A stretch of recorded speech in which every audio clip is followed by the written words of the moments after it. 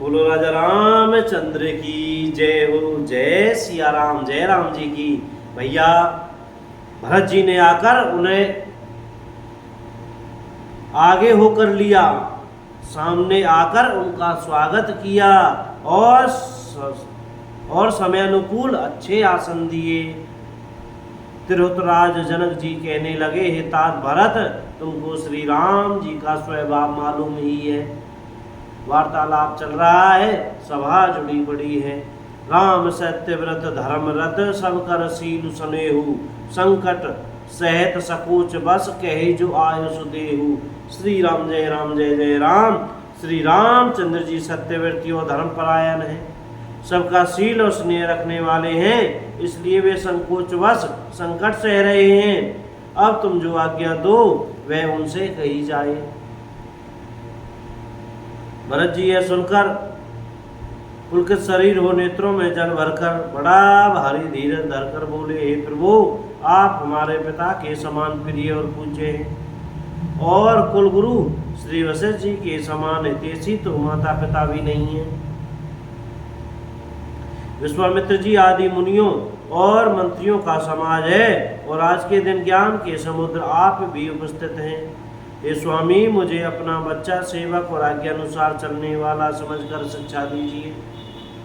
इस समाज और पुण्य स्थल में आप जैसे ज्ञानी और पूज्य का पूछना, इस पर यदि मैं मौन रहता हूँ तो मलिन समझा जाऊंगा और बोलना पागलपन होगा, तथापि मैं छोटे मुंह बड़ी बात कहता हूँ। तात विधाता को प्रतिकूल जानकर क्षमा कीजिएगा। वेद शास्त्र और पुराणों में प्रसिद्ध है और जगत जानता है कि सेवा धर्म बड़ा कठिन है। स्वामी धर्म में स्वामी के प्रति कर्तव्य पालन में और स्वार्थ में विरोध है, दोनों एक साथ नहीं निभ सकते। वैर अंधा होता है और प्रेम को ज्ञान नहीं रहता। मैं स्वार्थवश कहूँगा या प्रेमवश, दोनों में ही भूल होने का भय है।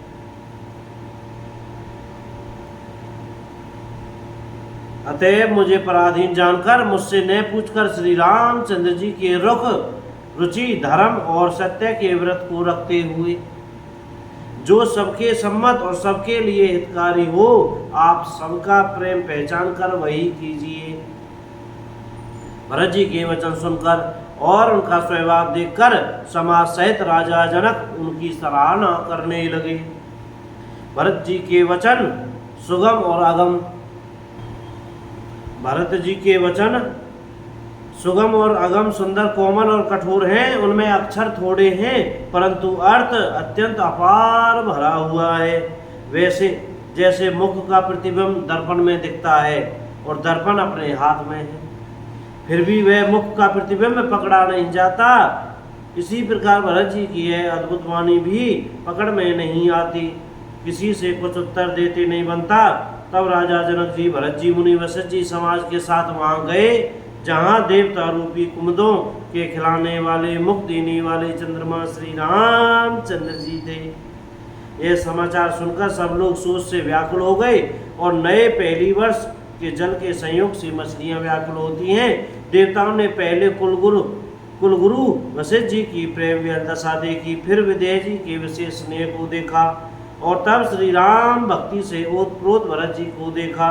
इन सब को देखकर स्वार्थी देवता घबराकर हृदय में हार मान गए, निराश हो गए। उन्होंने सब किसी को श्री राम प्रेम में सराबोर देखा।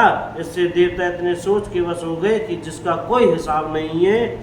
देवराज इंद्र सोच में भरकर कहने लगे कि श्री रामचंद्र जी तो स्नेह और संकोच के वश में है, इसलिए ये सब लोग मिलकर कुछ प्रपंच माया रचो, नहीं तो काम बिगड़ा ही समझो, कहीं राम जी घर को चले जाए। जय राम जी की। बोलो राजा रामचंद्र की जय हो। अयोध्या धाम की जय, वृंदावन धाम की जय, चमेली वन धाम की जय हो। श्री हनुमान जी महाराज की जय हो। भैया बोलने पढ़ने में कहने में सुनने में हमसे कोई गलती हो गई हो तो कृपया क्षमा करते रहिएगा और मुख में श्री सीताराम सीताराम राधे श्याम बोलते रहिएगा भैया। जय राम जी की। सीताराम।